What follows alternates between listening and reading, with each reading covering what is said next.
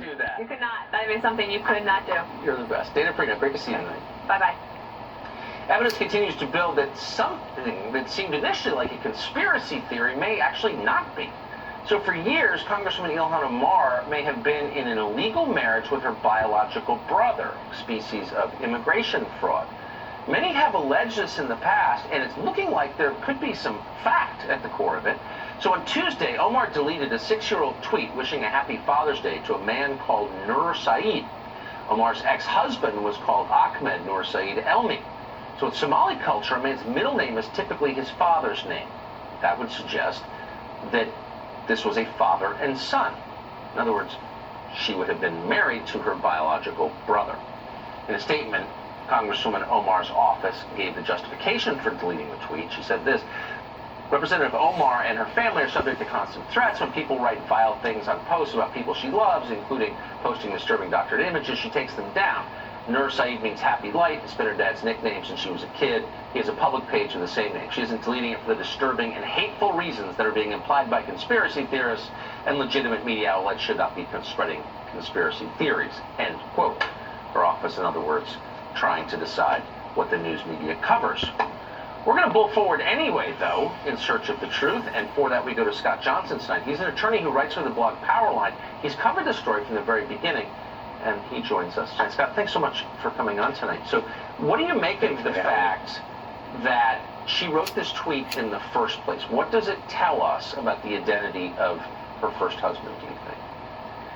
Well, I think it, I should just say at the top, Tucker, this is the third or fourth time you've had me on, and I've been working on this story for 3 years since she won the DFL primary to run for state legislator 3 years ago in August of 2016. And it's become clearer every day, in particular this year, that she in fact married her brother in the year 2009 for fraudulent purposes, and has been in a frenzy to delete social media evidence supporting that fact for the past 3 years. And this tweet is one she somehow overlooked, because it's kind of obscure, it's kind of in the weeds. You did a good job setting it up, and Luke Rosiak at Daily Caller also has a good piece with a long explanation with additional commentary on how this fits in. It's one small piece of the puzzle that I think establishes the fact and conclusion that what she did in 2009 is marry her brother. She didn't get around to divorcing him till the year 2017, and in between those years she committed frauds of a wide variety that are of an incredible nature. We've never seen anything like it before. It's an incredible story, and this one is ready for Fox Nation. Well, it's a remarkable story, and in fact it's so remarkable that it almost makes it hard to explain, because it's just so crazy.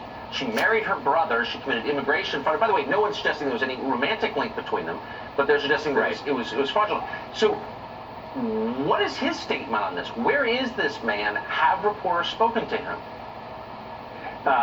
The last reporter who spoke to him was a Minneapolis reporter at the time, Priya Samsunder, in the year 2016, who actually tracked him down in London and communicated by email with him. She asked him whether he appeared with Omar in a picture of the two of them in London, if I recall correctly, and whether he had married her. And I believe he acknowledged that he was in the picture, but he didn't recall marrying her. But, you know, the interesting thing, I've reached the conclusion. Last time I was on, you asked me what my level of certainty on this story was. I'm up to 100% based on my own reporting. The guy who hasn't talked at all is Ahmed Hirsi, and that's the real husband and father of Ilhan Omar's children, whom she's now estranged from because of the affair that has been covered by the tabloid media in New York and London. And my sources include friends of Mr. Hirsi who tell me that, as of last month, that he's saying things such as, I'm not going to go to jail for her, that she's been threatening him, that if he were to say anything, he'd be in just as much trouble as she would, and the like. And it's made me conclude with absolute certainty that we're in the middle of an unprecedented scandal in which a member of Congress married a sibling for fraudulent reasons. This is a story that we should not ignore. It's not a prurient story. It's a serious story, and we should not be intimidated or deterred from covering it. I know that you won't be. and I hope you'll join us as you find more. Scott Johnson, thanks for that. Thank you very much, Tucker.